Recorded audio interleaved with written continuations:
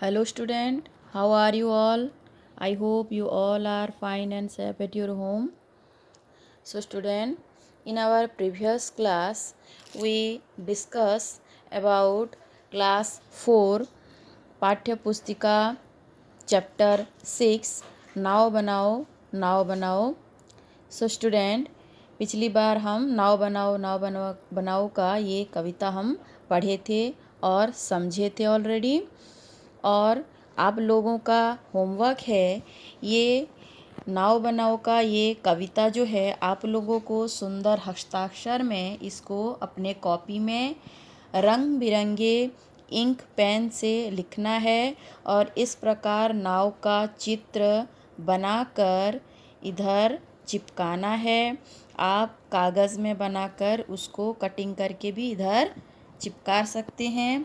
रंग बिरंगे नाव का पिक्चर आप कॉपी में चिपका सकते हैं और इन सब कविताओं को आप सुंदर हस्ताक्षर में रंगीन इंक पेन से लिख सकते हैं। ये है आपका होमवर्क।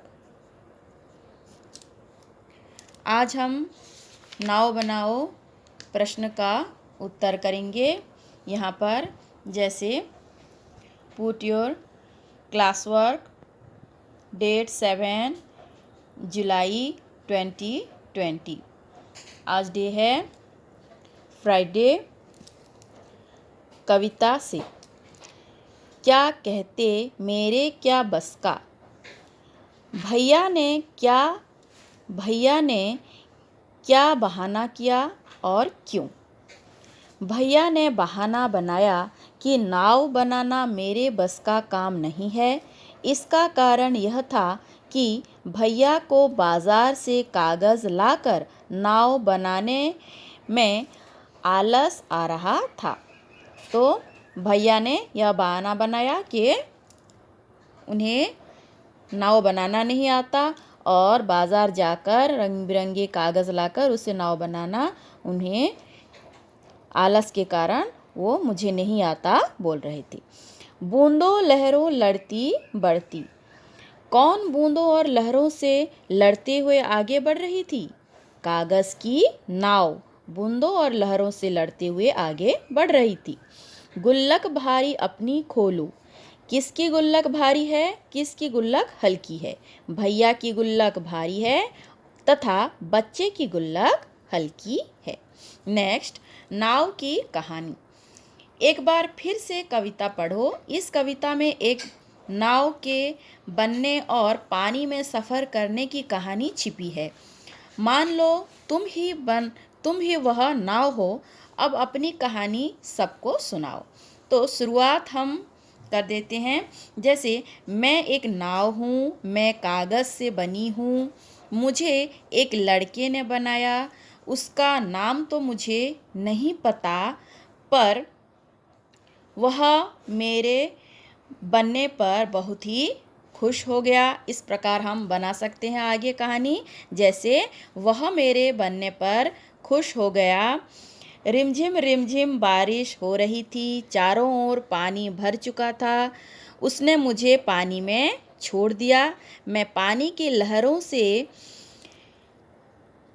लहरों के सहारे आगे बढ़ती रही थी। तभी बहुत तेज बारिश होने लगी। मैं पूरी तरह भीग गई और बिजली के एक खम्भे के पास जाकर रुक गई। इस प्रकार हम इस कहानी को आगे बढ़ा सकते हैं। स्टूडेंट, आपका ये होमवर्क है। मैंने जिस प्रकार कहा है आपको उसी प्रकार इधर ये लिखना है। नेक्स्ट, वह बारिश। तुमने बरसात पर पहले भी कभी कोई कविता या लोकगीत सुना होगा। उसे नीचे दी गई जगह में लिखो। इस प्रकार हम कविता लिख सकते हैं। जैसे मैंने आप लोगों के लिए एक कविता लिखा है। वर्षा आई, रिमझिम रिमझिम वर्षा आई, घने काले बादल आए, उमड़ घुमड़ कर नभ पर छाए। मोर नाचने लगे मस्त हो, मेंढक ने भी गीत सुनाए। नव बिजली लगी चमकने, सौंधी धरती लगी महकने, रंग बिरंगी नाव चल पड़ी, चंचल सी लहरों पर बहने। धरती